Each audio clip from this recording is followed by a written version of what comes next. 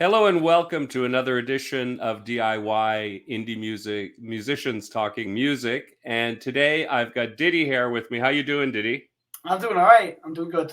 Excellent. So Diddie is another one of the musicians I found on Twitter, where all the cool musicians seem to hang out. At least that's my impression. What do you think? The ones that aren't signed yet and the ones that haven't sold out, there we are. We're here. Here we are. Exactly. All the cool ones, just like I said. So let's start off, and we'll talk a little bit about your latest release, which you were saying before we got on. You released sometime early this year, 3 a.m. So what was the impetus behind that? With 3 a.m. It was a real struggle because COVID happened and I was writing loads of good songs, and then COVID happened and it just went. I couldn't write songs. I was sat here for days on end, weeks, and I was like, I cannot write. And my dad was sat there. I was literally like getting that. I'm so drawn into music. I was getting really emotional about it. I was like, why can't I do it? And then my dad was like, my dad helps me write the music, not the lyrics in the song. He puts the guitars and stuff on top of it because he's a musician as well. Okay. But he was like, why don't you write a song about not being able to songwrite? And I was like, okay. So I turned 3 a.m. 3 a.m. is a metaphor, basically meaning like 3 a.m. described as a person like, I've missed you, where you've been, stuff like this. So it's actually about me being awake till 3 o'clock in the morning trying to write songs, but 3 a.m. described as a person isn't turning up and helping me write songs because used to be, because that's close. We don't write songs anymore. That's it. No, it's great. It always interests me to see what the impetus behind the song is. Yeah, it was a weird one, and it was sorry. It was fun. It was good. No, it's good. It also, the other thing that's quite funny is with myself as well. Sometimes when I'm having trouble writing a song, all that I'll need is a title. Yeah. Or a phrase, like the phrase that is going to become the chorus or whatever, like 2-3 words, and it opens up like the floodgates of it in a weird way. I don't know why, but it is strange. It's really weird, the process. But what's interesting is that it happens like that. It's like, it's like, I know it isn't a marketing thing because I've had exactly the same thing, or. Yeah, it's strange. So it's interesting. You said your father's a musician. So what all does he play? He taught himself to play the piano. But wow. So when I was a kid, first starting to learn, I used to come home from piano lessons and no one could read the music. And my dad was like, "All right, I'll learn how to read music. So when he's at home practicing, if he goes wrong, I can help him go better," which was good. So we did that and stuff like that. And then I've just grown up and I started writing my own songs. And then it came to the fact of, right, I'll get my own little bedroom studio. This is the bedroom studio. Yep. Welcome to the Diddie Hair bedroom studio. So then we do this. And I get a keyboard set up and I record the stuff in. I've got my electric guitar there, you can see in the back. Then we just play together and stuff like that. But he'll come up with ideas that I don't hear. He's like, I don't know, he's like weird musically hearing. And then he'll be like, all right, that chord's wrong. And it's like, oh, is it? So then he'll be like, right, now do it like this. And I'm like, all right, yeah. So we just bounce off each other, really. So nice. Yeah, the hair team is on the go. No, that's good. Listen, it's wonderful that you get to spend so much quality time with your dad. Yeah, especially doing something creative, which I know for me is just so much. It's so fulfilling. Yeah, it is really good when you come up with an idea and then like you hear somebody else. Like someone else is actually vibing off that idea with you. You're like, this is actually quite good. And so have you ever played in bands, or has it all been mostly recording on your own? When I played live and stuff like that, I use a looper pedal. So like because around here where I'm from in Hull in the UK, it's everyone's just using an acoustic guitar when they're playing live around here anyway, because they're not established. And so I use a looper pedal to make myself a bit different. Like you do beats and stuff like that to make myself a bit different around here. But when I get a bit bigger, if I do, then I'll get a band. I'll get a band in. Yeah.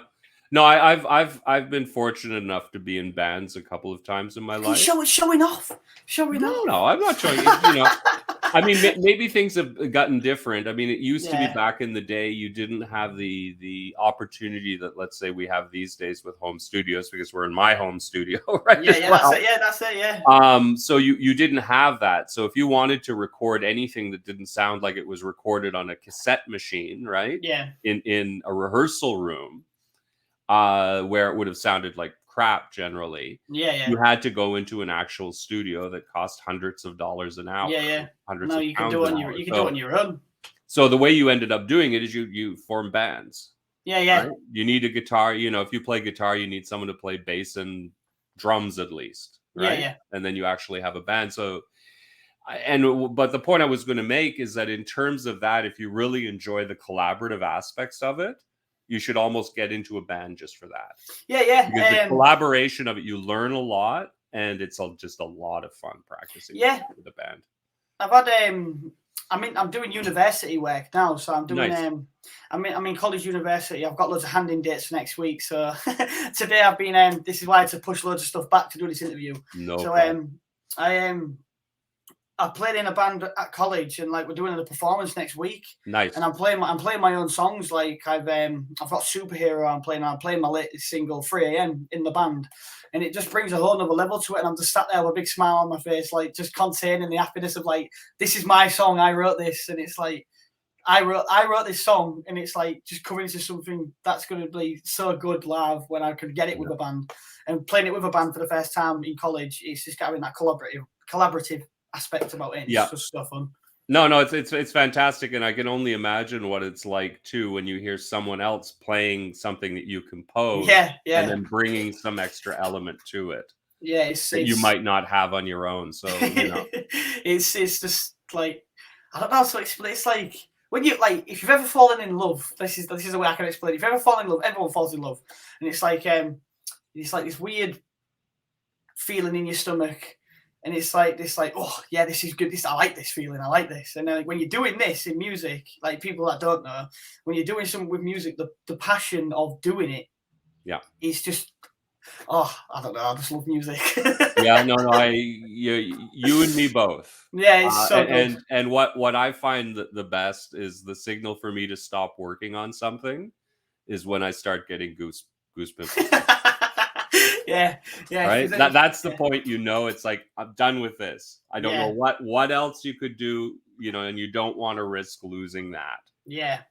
Because if it can do it to you after listening to it thousands of times, what else is it going then imagine someone for the first time. What the reaction is going to be, right? Yeah. Like, I just imagine you coming up with that idea. Like the thing is, it's like when you're doing music and doing the actual all the productive stuff of it and putting the music in. No one sees the work, like the hard work that goes into it. All they get is the finished product, like building a cake. No one sees the cake until it's done. Yeah. And so it's like with music, layers and layers and layers and layers, and failed attempts. And like you said, goosebumps of getting that from your own songs. When you get that from your own songs, you know you're onto something good. Yeah. You know, like even if that only connects with you, even if my song connected with you or one other person, I'm happy with that. Yeah. That's it. Well, I think as well, it's got to connect with you first. Yeah. And that for me is the key. If the song isn't if the song isn't doing something to you, then you should find another song. That's it. That's what I do. I've gone through 15, 20, hundreds of songs of where I've been like, right, yeah, I like this. And the next minute I go to it and it's like, this is awful. What am I writing about? I'm writing about fish and chips from down the street or whatever. And it's like, nah, this is working. But you know what? If it's a passionate song about fish and chips, and that's just, you know, then it'll be a good song. If it's a song to fill in time, right? Yeah. Then it's also going to show. That's it. Yeah. So let me. I was looking at your biography. So you learned how to play piano at a very young age, right? Yeah. But it seems as if that it wasn't until you ended up borrowing a guitar that your brother had. Yeah. That things started rolling in terms of your creativity and actually feelings of being a musician versus being a poor kid who's forced to learn something that you don't want to. Yeah. From being a young kid, I used to sit and watch Elton John with my dad. And when it finished, I was like five or four at the time. And when it finished, it was obviously a YouTube video, so I'd sit there and clap at the end. Yeah. And my mum and dad would look at each other and be like, right, in fact, he's paying attention. He's found something he likes. So we'll get it. My dad, he bought something on eBay. He bidded for this piano, and it was like 40 quid. This piano. He was like, oh, I've won it. I've won it. He didn't know where it was from. He was like, I've won it. I've won it. Next minute, he's got to drive halfway down the country, 8 hours or something, to go get this piano. And it cost him more in petrol getting this van to go get it. So he got it. Like, without my mum and dad, I wouldn't be doing what I do. Like, they pushed me, like, not like force me to do something, so I've obviously chose to do it. But they've pushed me, and the support they've given me is just really good. But as you were back to the question, the guitar thing, getting into the guitar, it was like I can do multiple instruments, so I don't have to only songwrite on one thing. But my first song I wrote on was the guitar, even though I played the piano for God knows how many years, 10 years at the time. So it's like when I picked up the guitar, it was like, oh, this feels completely different. It's a new door. It's something else. And so I did that. And then, like you say, I think it was really that when I was like, I want to be a musician. I want to be something I want to do something with myself. I'm not good at anything else. I'm not good at maths. I'm not good at English. I'm not good at stacking shelves in a shop. You know what I mean? My real talent is music, and I'm going to try and pursue that. So. Oh, good. Excellent. And you were saying as well that your interest in being in a band and making music also ended up getting you a girlfriend, which is always a... Yes, it did. Yes. So tell this. I've got a similar story. So tell me the story and how you ended up meeting her. I got this gig in my local town. It was like there's a festival run thing in my town where it's quite big around here. So this guy was like, "Oh, we'll get you to play." This was my first tick on my checklist of gigs and stuff. Yeah. I was like, "Yeah, I'll play this thing called Humber Street Trinity Market thing." It's so I ticked that off, and I was like, "Yes, right, I've got this gig. Came to the night. I ended up feeling ill. I ended up getting ill, and I was like, "Oh, I don't know if I can play this." I was like, but it's like my first time in front of a big audience. There was like something like 200, 300 people there. That's like, a big audience. This is my first time to show something of my own. So I just put off the leave me alone illness, go away. But I walked into this room and I saw this girl, and I was like, who are you? So I saw this girl, and then I was playing my music, everything like that, la-di-da-di-da. And at the end, one of my friends went, there was this girl who was adding you on like following you on all your Instagrams and stuff like that. And I was like, oh, right, who was it? And oh, it's that girl. Then I was like, buzzing. But I was like, yes. I was like, it's the girl that I saw. And then next minute later, nearly four or 3 years later, I'm in a relationship with her. Like I've been with her for 3 to 4 years. Nice. So there was your first live gig, your first groupie, and it was love. Love it. Yeah, that was it. Yeah, that's it. That's I wonderful. saw her, and I just met her, and I was like, I like you. No, I didn't. Hey, you're a very lucky guy. Yeah. To have that happen. It's not everyone that has that luck. Is that bushy? Well, but you know what? It was, you like anyone else, like every time you get on stage to play, it doesn't matter, big crowd, small crowd. You have that feeling. You know what I mean? The butterflies in your stomach, you feel like you're going to puke. No, but it's true. It's every single time. That's very normal. Yeah, it was. But what's interesting is once you get off the stage, it's a little bit of a different feeling. Yeah, I got off and I was like, I want to do it again. I want to do it again. Well, exactly. You want to do it again, and you feel like you're walking a foot above the ground. Yeah. It was like... and you had enough confidence, I'm sure, to go over and talk to your now girlfriend. No, because of it too, right? She messaged me first. She said, hi, I liked your songs and I liked this. And I was like, all right. Then we talked for about 2 to 3 months, I think. And then after that, I asked her and I was like, do you want to make it this? And she was like, yeah. And I was like, all right. Well, good. Congratulations. Yeah. Well, thank you. What's your story anyway? What was you saying? Well, my story is very similar. I was in Vienna at the time. Oh, just Vienna, not your local town. No. I was, long story, but anyway, I found myself back in Vienna. Yeah. And because I was an English speaker, I knew a number of Viennese people. And because I was an English speaker, I ended up getting basically corralled into a group. that had just kicked out their lead singer and had a show in 2 weeks. Oh, so you was in this band. So they said, you speak English, you must be able to sing, basically. And I had before. I'd been in bands before, but none of them knew this or anything. Yeah. So I said, yeah, sure, I'll give it a try. Why not? So I learned, I don't know what, 14 songs in 2 weeks. Yeah. And we practiced and we did our first gig, which is the gig that they needed a singer for, right? Because they'd booked a gig. And the guitarist in the band, his girlfriend had brought along a friend of hers. All right. And she came to the show and we started dating sort of after the show, and it's my ex-wife. I mean, we're divorced now, but we ended up getting married. Yeah. So same kind of, and I always joked it was my first groupie. Yeah, don't tell that to your girlfriend, though. Yeah, that's you might not take it the right way. Right? You might not take it for the compliment that it is. I'm just living in the moment, me. I'm having a good time. Good. So what are you studying in university? Music. Music. Good for you. Listen, I'm very jealous of you because that's the one thing that I don't have. Which is really any clear understanding of music theory. Thank God I've got an ear because I can generally hear if it sounds good or if it sounds bad. But beyond that, I don't know why. So good stuff for you. And what are you enjoying the most about studying music? I've never been asked these questions. It's always been like, how do you write your songs? Oh yeah, but this one, you're throwing a curveball. Yeah. So what did you say? Sorry. Something about. No worries. No. What part of music study do you find most interesting? The theory, composition, performance. The theory like proper bogs me down. Like it proper like hurts my head. Like the fact of like you can't just get into a room. Well, you can, but I mean you can't just get into a room and say, right, let's play this, and this. There's much more. Like you can do that, but I mean, why not? You can. That's a fun way to do it. But then there's something called theory, which is like just hurts your head. And then when you sit there for 2 to 3 hours and you've got someone wobbling on about chords and stuff like that. I mean, I can read chords and I can read music. So, but I've done the theory stuff. Yeah. But I prefer the performance stuff over the theory stuff because the theory stuff I just don't like writing anyway. I don't like sitting down and being told how to do something or like this is the theory of like this is the correct formula of doing something.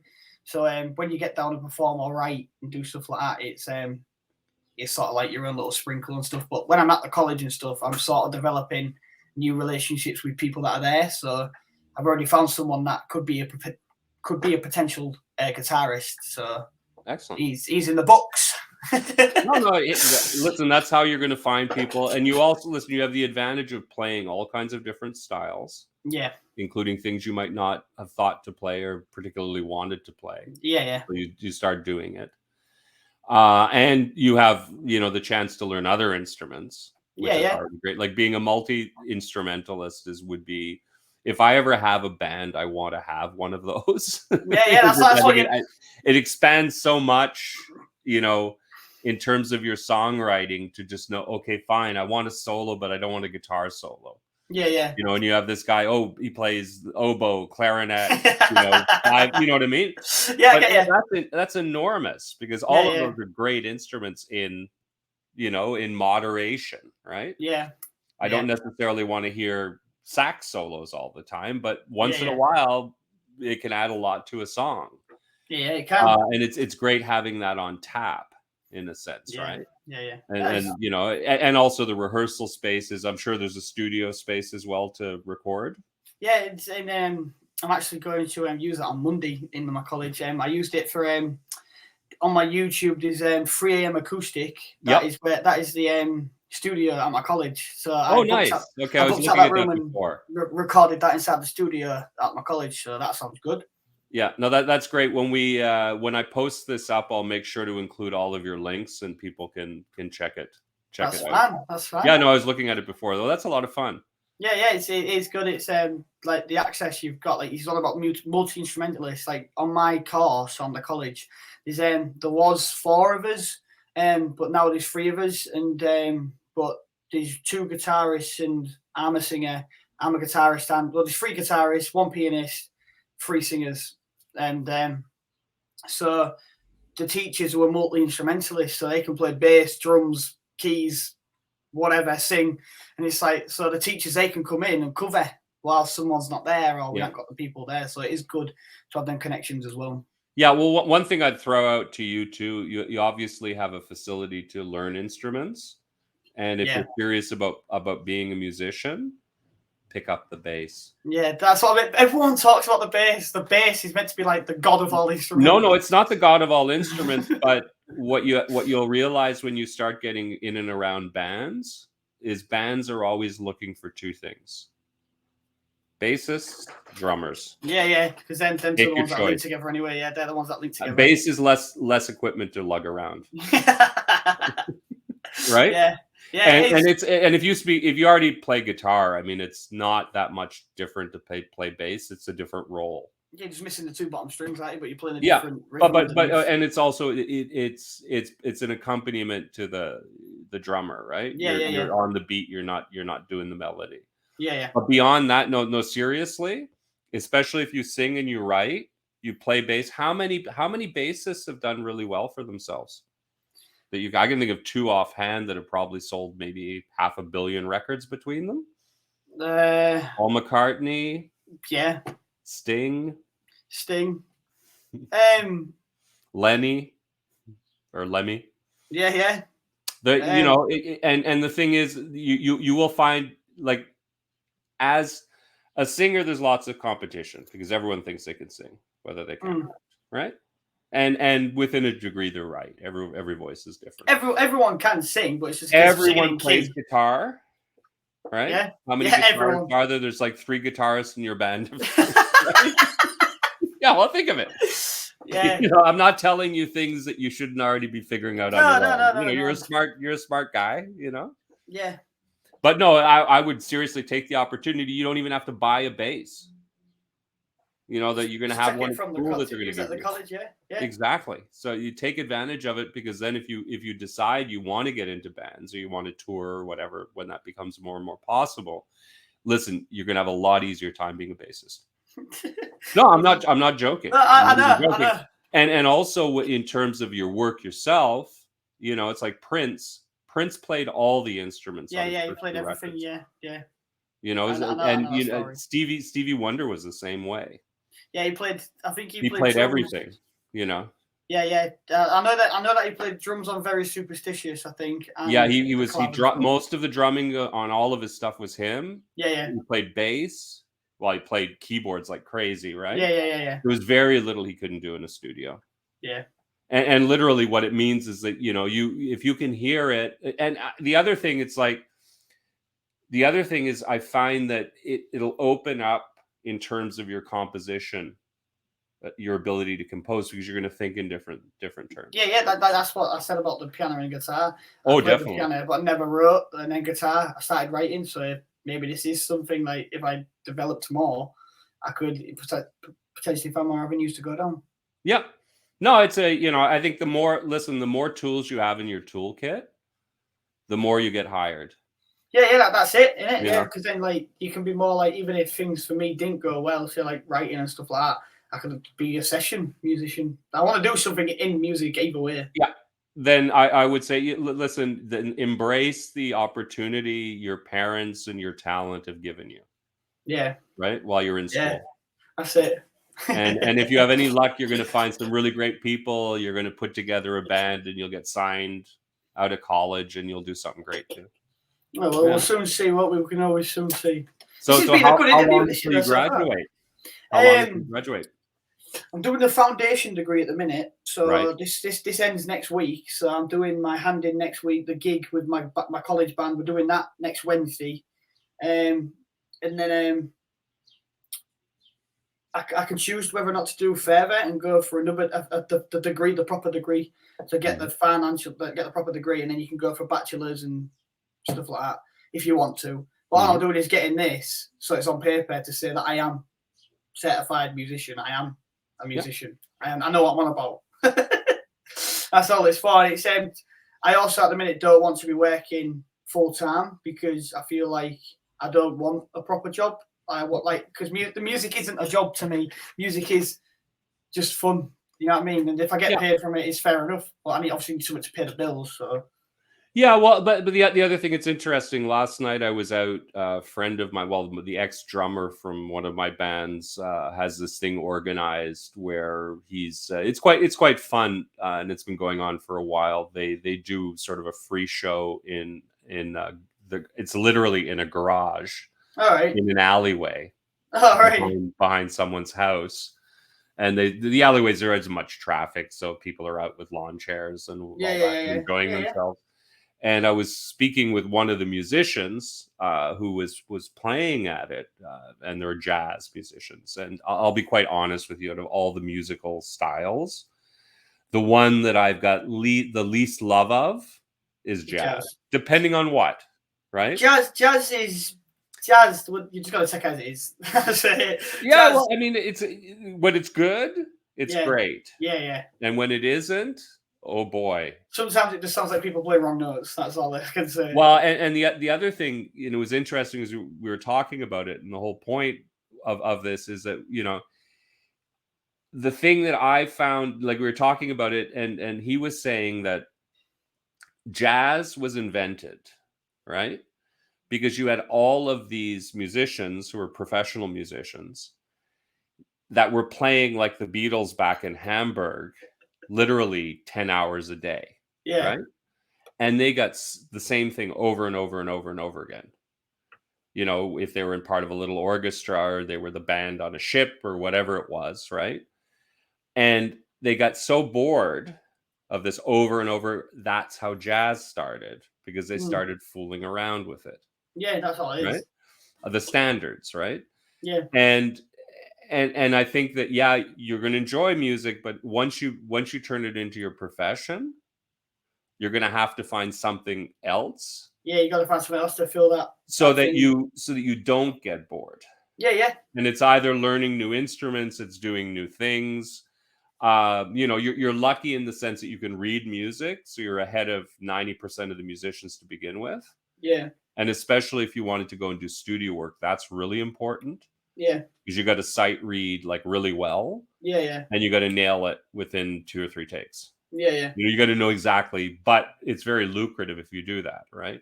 Yeah. Because the best players, they definitely, they never have a problem with making money and working. Yeah. And it's a good gig. A lot of them, there's some great sites that they do interviews of these old guys. And some of them have had just crazy careers. Yeah.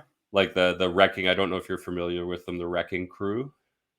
I've heard of the name, the Wrecking Crew. Yeah, the Wrecking Crew were a group of studio musicians that they were based out of Los Angeles. Okay. And most of the 60s pop hits were all them.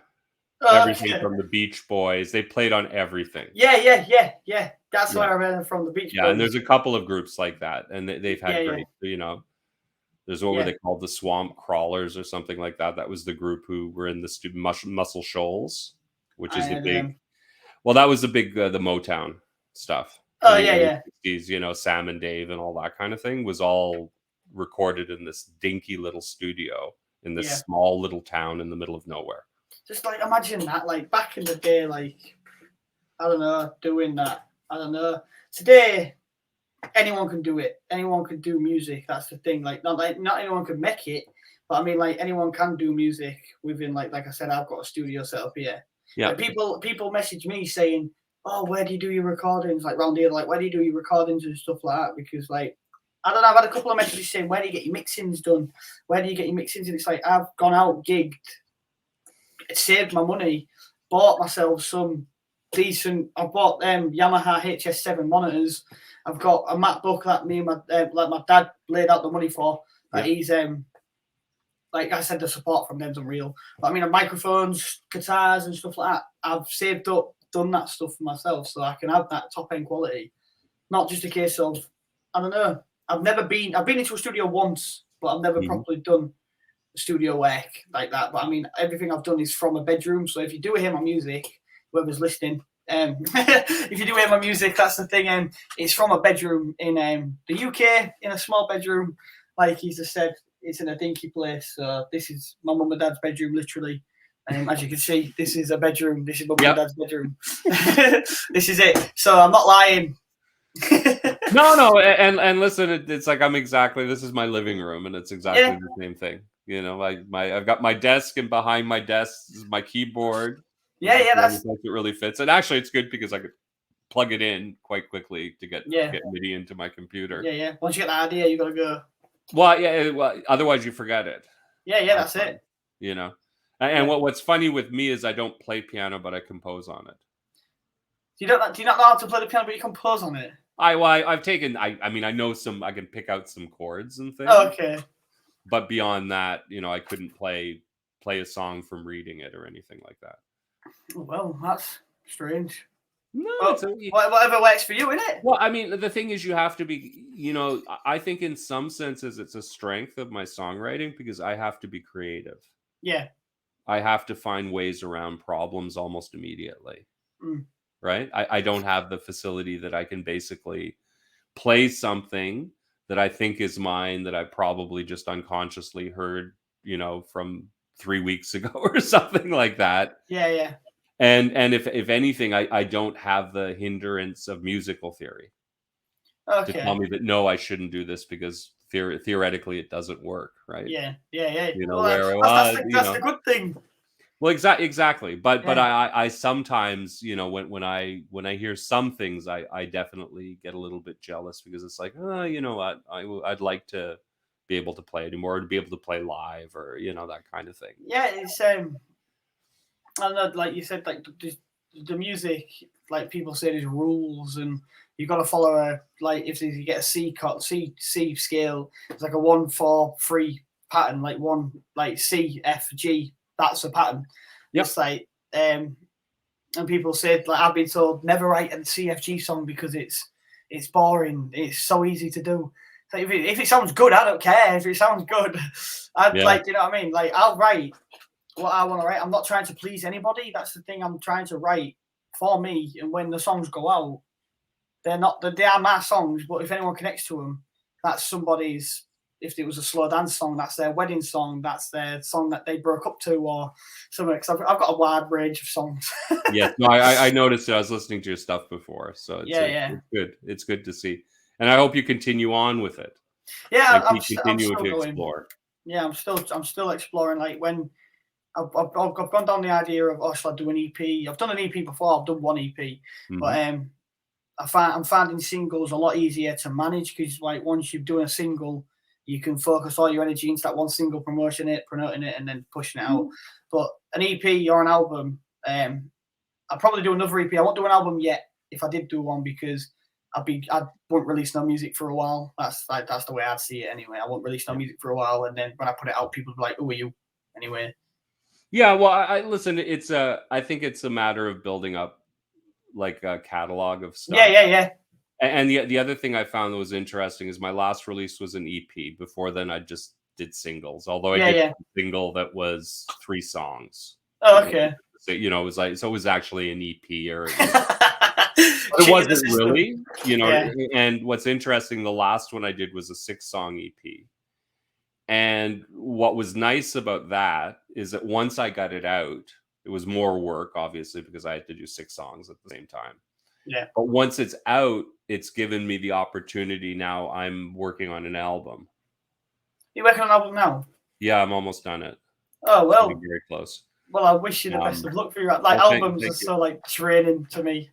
Well, yeah, but you know what? I'm so happy I'm doing an album. No, that's good. That is because good. What's happened, it's been interesting. I had I've had a good creative spurt. I've written a lot of new songs. Yeah. But I also had old songs that didn't fit in to other releases, so I didn't release them at the time that I sort of brushed off and dusted off and looked at and said, "Oh, you know what? I really still like this song." I sort of updated them a little bit, fixed the things that hadn't been fixed. Yeah. And the thing that's nice is like with the EP with the 6 songs, I've basically released 2 singles and I've got 1 more if I want to. So I haven't had the problem of having no new stuff. Yeah.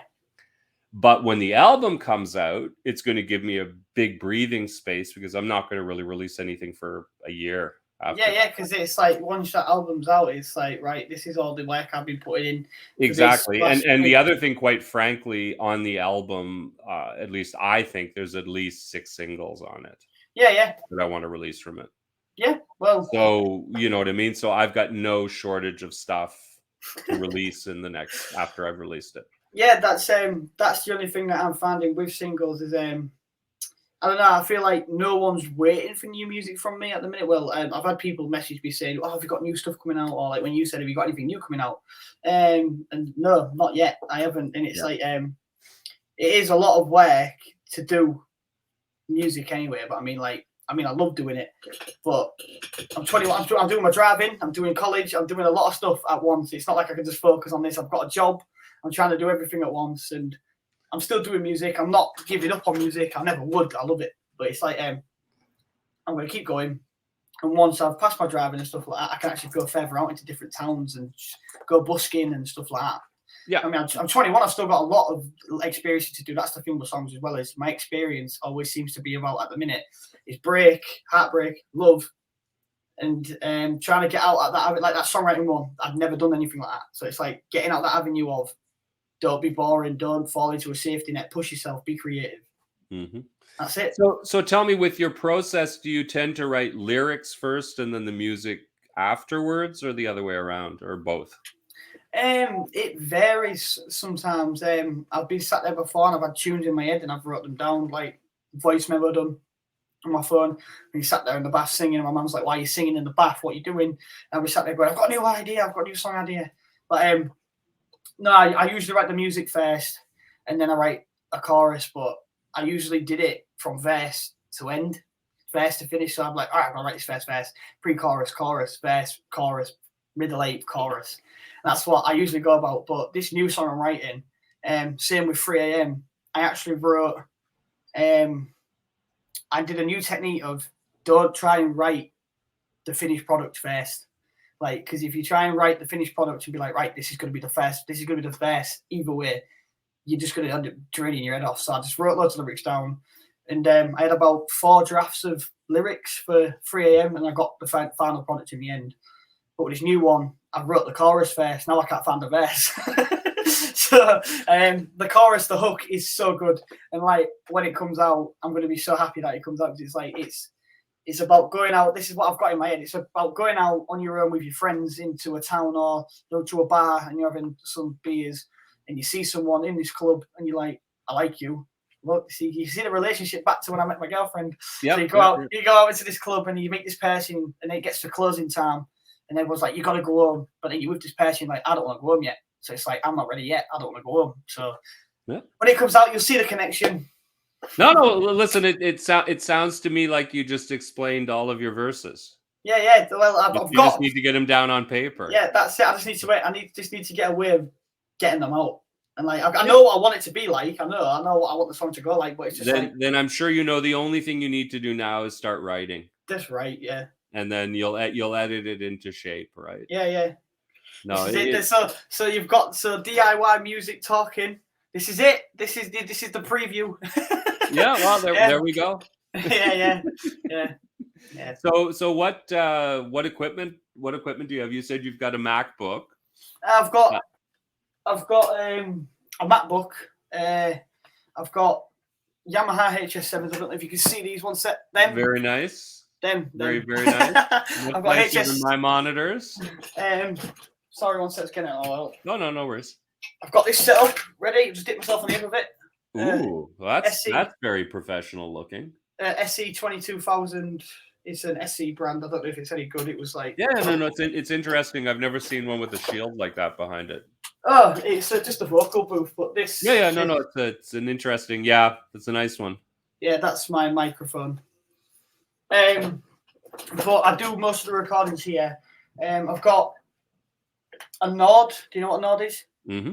I've got a Nord Electro. I just use that as a MIDI thing, but when I go live, I use it as the actual piano. Yeah, it's a good keyboard. But so I use my Nord, and I've got loads of VSTs on the Mac, so I use VSTs and stuff. When I record bass, Sorry, go on. What DAW are you using? We're using Logic. Your Logic. Okay. We use Logic, yeah. I've tried other DAWs. We started with when I first started out, we used something called Adobe Audition, and that was horrendous. It was awful. And then we was like, right, we need to get some better software. And then we didn't have much money at the time to go into it. It was just messing about at this time, so we didn't want to put loads of money into it. And then we got Audacity. That's horrendous as well. That is shocking. But if you're using it, fair enough. But it's a good way to get your stuff down. But I feel like if you want to, like, you can't mix in it. You can't do anything in it. Yeah. And then now it's a Fruity Loops. But now I'm on Logic. So Logic is by far, in my opinion, just so clean. It looks so nice when you use it. It's really good. And I've got Focusrite as well. I've got this is what I'm using right now to listen to you. Got Focusrite down here. No, excellent. No, good stuff. Yeah, I use Reaper mostly because it's very cheap and that's it. Yeah, Reaper is when I first started on college, they was asking everybody to get Reaper. I had a look at it, and it is clean. It looks good. Reaper looks good. I think it's quite similar to Logic. It's very straightforward and pretty easy to understand. Yeah. And what really changed things for me was buying all of the Isotope plugins. Yeah, like Reaper. I don't know if you use Isotope, but I find like the visual mixer is just unbelievable. I think we've got some Isotope plugins. I've got so many plugins on here. It's like me and my dad will just put loads of money together, and then he'll be like, right, I've seen this new VST. We need to buy it now. And I'm like, why? What does it do? It's a pad. All right, we'll buy it. And it's got 600 pads in it. And it's like, all right, nice one. So we've got and you choose the first preset. Oh, that sounds pretty good. I mean, that's usually my way. I'm sure I'd have people go crazy when they see how I choose sounds. Yeah, because I literally will poke around until I find one that I like. First one I like. If I like it, it's fine. I lock it down. That's it. I'm not going to spend years going, because I had a project when I was in Vienna at one point. We ended up building a studio. Okay. It was a little one, but this was like right sort of pre. It was right sort of before things got really cheap. Yeah. Right. So you were still using computers, but computers weren't all that good. The MIDI was okay, but you needed interfaces. You needed a lot of digital interfaces. And the guy was doing it with was really into old sort of keyboards as well. So it only complicated things, like, originals. But the thing is, I found at the end of it was a really good learning experience for me, because it ended up, I realized what not to do.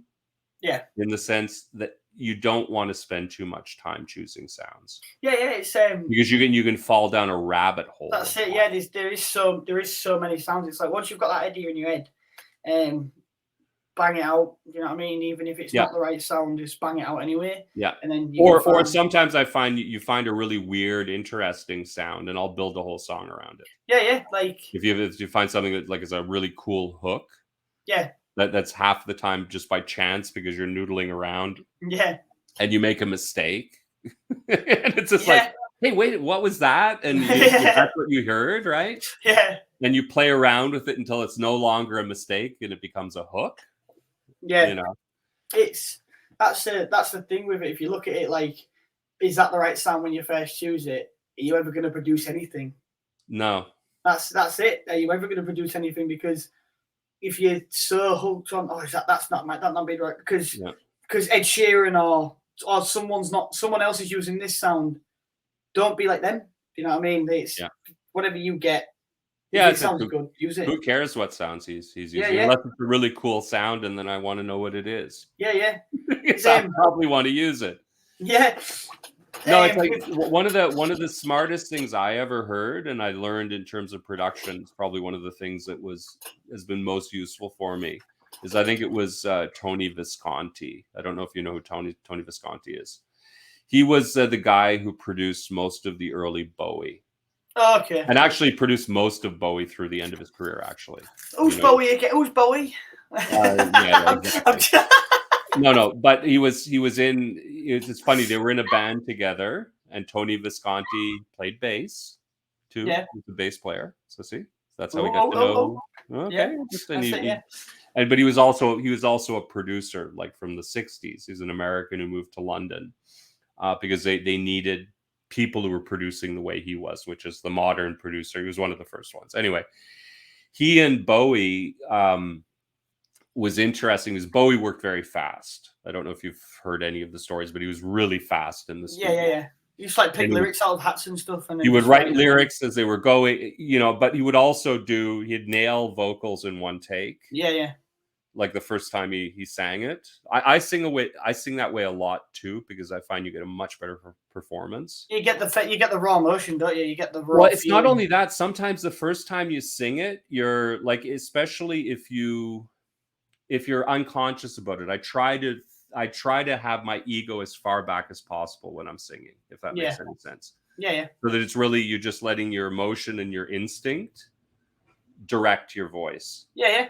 And sometimes it's very like once you get it and it's recorded, you can listen to it and then I'll be able to repeat it, right? Yeah, yeah. But if you're trying to if you fiddle around with too many takes, I guess is my point, you can lose that moment and you're never going to get a good recording. Yeah, it's It's always going to sound sucky. But it's true. But anyway, one thing he said is at the time, because of course they were always pushing the boundaries of technology, and they're oftentimes in studios where they only had 16 tracks or whatever. And how do you get more out of it? And what was interesting is he said they learned very early on, if they liked something, they'd lock it down. Yeah.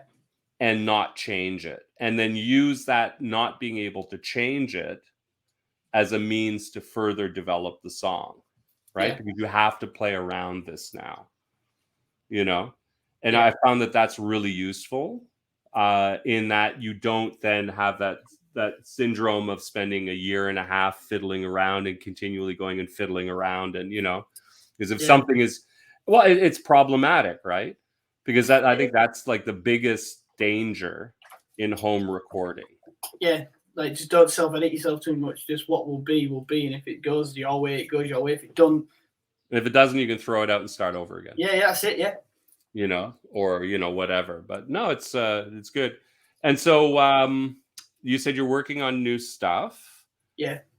Is it just going to be a single this time, or are you going to do an EP? Have you decided? The thing is, what I think about, like, with all the songs that I've done, I did say when COVID first happened, like here, I said, I'm going to go away for a bit. I'm going to write an album. So I posted that on my socials for a bit. I'm going to go away, write an album, so I might be a bit quiet. And then the writing bug was just like, you've got to put something out. You've got to write. You've got to put something out. So I put something out. I was like, all right. And then I started writing. And then I wrote this song called Sad Song, which was, like, in my opinion, one of the best songs what I've written, like lyrically and stuff like that. And I don't know. No, I don't think so. Not yet. An album, I'll feel the album when I feel it. Do you know what I mean? If I'm going to write an album. But at the minute, I feel like if I did an album,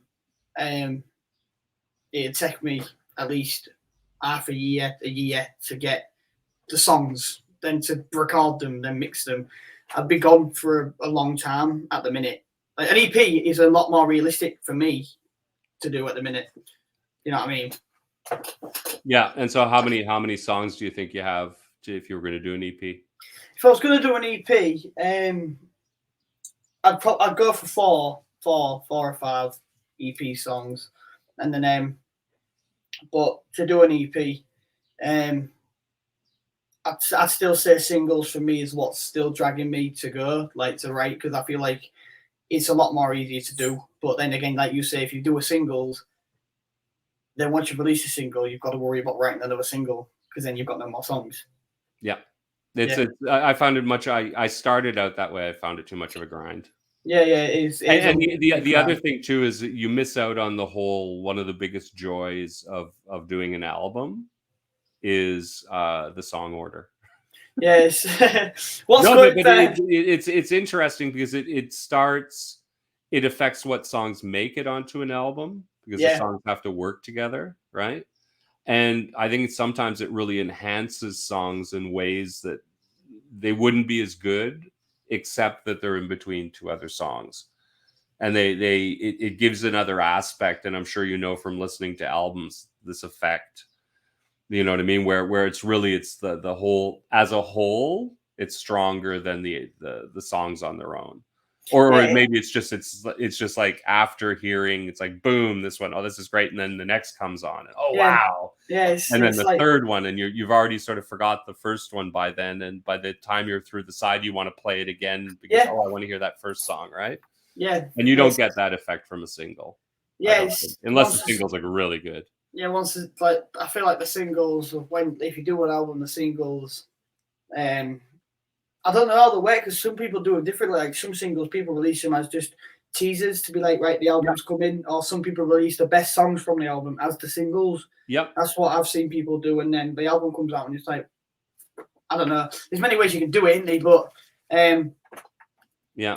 Well, like it's interesting. The next guest I'm talking to, he's planning on, he's in the process of releasing his next album. Yeah. And what he's doing, and I'm going to be very interested, and I think I might do something similar, is he's releasing the album on Bandcamp first, including physical. So he's going to have, I think you can buy CDs, tapes, and also vinyl or something like that. And he's not actually going to release it to streaming services until 6 months later. Yeah, because then it gives you know, Bandcamp is meant to be the next, like the big up and coming thing. Like that's what I've heard. Like Spotify and stuff like that. I've got Spotify, and obviously because I need it to put my music on. Yeah. But Bandcamp and stuff like that, I don't have anything on Bandcamp, but I've heard that it's meant to be quite good to release your stuff to. It's they need a major upgrade of their software. Yeah, it's very old school. Yeah, but no, I've been on it since the beginning. It was like I did it at the same. It's easy enough. It's free to get on, right? Yeah. All you do is upload your masters, basically. So is it like SoundCloud then? Do you know what SoundCloud is? Yeah, I'm on SoundCloud as well. I use SoundCloud. I started out on SoundCloud, and now I use it pretty well only as private. Like that's how I do my playlists. Yeah. For the album, all my playlists on the album, I'm doing it in SoundCloud, and then I can share them. Yeah. So people can hear something, and then when I change to go to a new one, I just delete it all, and the link doesn't work anymore. So it's a good way not to have too many MP3s floating around. Yeah. Of pre-release, of demos, basically, right? Yeah. But no, Bandcamp's pretty simple. You just set up an account, you verify, as normal as any other thing, any other social media thing. And then you create your page, sort of like circa whatever it was, pre-Facebook. What was it called? MySpace. Very MySpace-y. Yeah. And you set up your page, and you upload your tracks and your artwork, and that's it. Yeah. And then you have to have like a PayPal account or something like that on the off chance that someone's going to buy something. Yeah. And you set your own price. Okay. Right. So Oh, you can set a price for £1 a single or whatever. Right. Yeah, so and people can pay more if they want. Yeah. And then the new service, which this guy is using, and I'm really interested about. Basically, I was reading into it a little bit, and it seems as if with that, what it boils down to is it's like almost like an Indiegogo. Okay. So you start a campaign, right? And let's say you commit to 250 pressing of 250 albums, which I think is the minimum, right? So then you start doing your promo for that, and once 250 of your fans, family, and whoever buy it, just your family, and then they'll press it. Yeah. And you have absolutely no you don't have to make a big financial commitment of a couple $1,000. Yeah. All you end up paying yourself is you pay for the masters. So for the mastering, right, onto the disc, and a couple of other little charges. But it's like for your commitment's going to be a couple £100. Yeah. Which is very reasonable. Yeah. And especially to get physical, you know, physical stuff physical anyway. stuff. Yeah. And I think a lot. I've sort of been thinking of like with my album, I'm becoming really happy with it, and I'm thinking, you know what, I'm going to go full on, you know, and actually have something physical. That's it, innit? It's like, why put all that time and effort into it if you're not going to go the full 9 yards, innit? Exactly. And what's nice about doing it like over Bandcamp is that you order your 10 test pressings. You have to do test pressing, right? Anyway, so you order your 10 test pressings and they're cheaper and whatever. And you don't have 250 sitting in a back room somewhere. Yeah. You only have 10, right? Yeah. You can give away 10, right? Everyone gives away 10. You know, Christmas, birthdays. But no, anyway, so I think it's like a nicer, you know, sort of a good way of doing things. Well, you actually intrigued me into Bandcamp. Like I've always I would highly recommend it, you know, and check out, you know, I think you'll be first. I'll tell you anyway when you're going to come on, and we'll do some promo on Twitter and stuff. But I'm also, like I said, we're really going to talk about that. So there's an episode coming up about that, just like the next one that's coming up that's going to air tomorrow is the guy from SubmitHub. Have you ever done anything on SubmitHub? Never read a SubmitHub. Yeah. Oh, that's interesting too. It's a website where, well, what you can do is partly you can take your songs and submit them. That's where the submit comes from, obviously, to various like bloggers, influencers, record companies, whatever. And it costs, like, I think it's $1 to submit, right? To make a submission. Yeah. And then they have to listen to it and they have to say yes or no and feedback. And there's a whole system around it. And then they've got this other feature called Hot or Not. And how that works is you listen to other people's songs and you rate them. Okay. And then you get free credits to upload your songs to get rated. Okay. So it's quite fun. Like, I found it really fun early on because when you're just starting out, you know, it's like there's only so many family and friends you can bother, and how often before they start.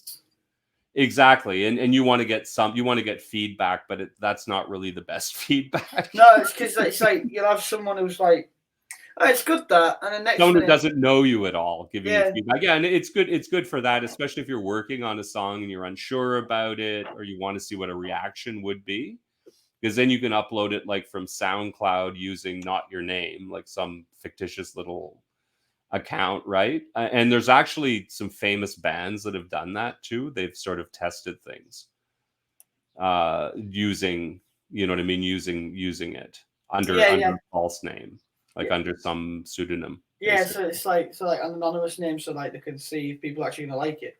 Yeah. So that's sort of fun, and that should be an interesting talk, because he's going to go into the details of how the company started and all that kind of thing. So I know you're busy, so I'm going to ask you one more question, and then we're going to wrap this up. I didn't even realize I was going on for an hour. Oh yeah, so that's a very good sign. This is going to be one of the best interviews I've done. Well, thank you very much. Yeah. It's been a lot of fun. So I always ask, this is a closing question. I'm going to ask you as well. What was the first piece of, well, I guess at this moment, it might not even be physical anymore. What was the first bit of music you bought? So either a digital download or a record, CD, 8-track tape. You know what an 8-track tape is? I know what tape is, but like 8-track tape, I'm 8-track tape were awful. 8-track tape, you can only have 8 tracks. You can only have 8 tracks on it. Like you can only have 8 tracks, and they would literally, it was a different format than like an album, so they would literally fade down in the middle of songs and start them up in the next track. Oh, okay. That's how bad it was. I don't buy that. You know. Yeah. So what was the first thing you bought? Let me think. I bought a vinyl player, and it's not going to be really interesting. It's not going to be like the Beatles, or it's not going to be something like that. It's I wanted to start collecting vinyls, and then I bought this Ed Sheeran vinyl. I know it's Ed Sheeran. Why would I buy an Ed Sheeran vinyl? Who buys an Ed Sheeran vinyl? But I mean, I bought an Ed Sheeran vinyl and I listened to it, and like the sound quality of vinyl compared to everything else is just like just mint. I don't know. It's weird. It's like even if you put these into it, because this plugs into everything, you can plug them into it, and like the ambient crackling and stuff like that. It's so like warm and it's like good. But and yeah, the Ed Sheeran one. I think the Ed Sheeran piece. Yeah, Ed Sheeran Times album is the vinyl that I bought properly. I bought a vinyl. This is a different thing. I bought a vinyl from this. Did you know James Blunt is? Mm-hmm. Yeah, James Blunt. He did a show in my town, so I went to it, and the support act was really good. And I bought this vinyl of his thing. All right, I'm going to start this vinyl collection now. I'm going to properly start with it. I've got 2 vinyls. I had to go very far. So I bought this vinyl. I put it on. First 2 tracks, it was just skipping. I was like, "What's this?" I looked at my needle. I cleaned it. I looked if my needle was thingy. Played it again. Skipped. I was like, "Right, this I've been done over here. I've got a faulty copy." So, well, yeah. let's just say there was a reason why they stopped. Right? Yeah. And I worked in a record store for many years, and at one point I was on the return desk. So, how many returns did you get? Oh, a lot, including some people who were scamming. But the problem was at the end of the original vinyl era, the quality kept going down and down and down because they were making more money from the record companies were making more money from CDs, right? Yeah. So the quality control got even worse. But if it's properly pressed, like a good pressing with virgin vinyl, like a Japanese pressing or British pressings were traditionally very good, much better than the Canadian ones. Yeah. The quality is unbelievable. Yeah, some like I've had a couple of vinyls, and I'd love to hear like an original Queen piece, or like listen to an original. Like my dad had a band called Erasure. If you know they are Erasure, yeah. Mm-hmm. Yep.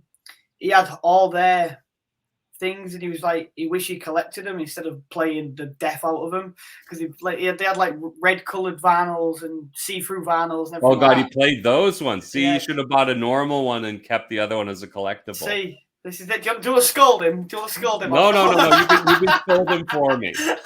He'll probably watch this anyway. But there you go.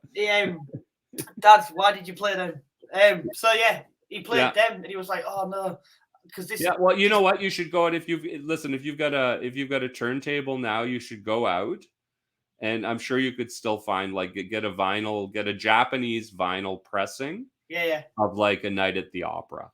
Yeah, that'd be so good. Yeah, and listen to that, and I'm sure it sounds better than anything else. Yeah. Or a good English pressing if you can find one. No, but I'm serious. The English pressings were always very good. Yeah, like traditionally anyway. I don't know so much with the little indie labels and what they were doing, but the majors, if you're buying like a Beatles, let's say a Beatles pressing from Thorny and I or whatever, it was a good quality pressing. Yeah, that's what I mean. Like, quality. I'd like to get a collection. I'd like to get a good collection. Well, good. That's something else to work towards. Yeah, anyway, that's it. Thank you, Diddie. That was wonderful. Good. Stay online and we'll say our goodbyes. But it was a wonderful show, and great guest. And good luck with finishing school and passing everything and deciding what you're going to do next. Yeah. Well, what's nice, listen, as the last thing I'll say, especially if you're playing guitar and at your age, and you like busking, take a year off, go and busk around. That's it, isn't it? Yeah, this is it. You're like a guru. That's all you are. You're just a guru. Listen, you're not going to have the chance to do it in 20 years when you've got. That's the thing, isn't it? Just I've got to go. I'm going to do it. You know what I mean? I'm young. I'm aspiring to be what I want to be. Yeah, and that would be great. Like the two biggest experiences that for now is go and travel and do something like that and make money busking. Yeah. Or go headlong into a touring band and tour. Yeah. And play every day. That's what I want to do. I mean? Yeah. No, but that's how you're going to grow as a musician. That's it. Play every day and commit yourself to it and get the chops down, and and the success will come. Yeah. Overnight success, from what I've seen, usually takes 6-7 years. Yeah, and right. That's overnight for free at the minute. So that's overnight in the music industry. Yeah. Anyways, thank you so much. Well, thank you too. We'll talk soon. Yeah, Anyway, no problem. you Cheers. take care. See you later. Okay.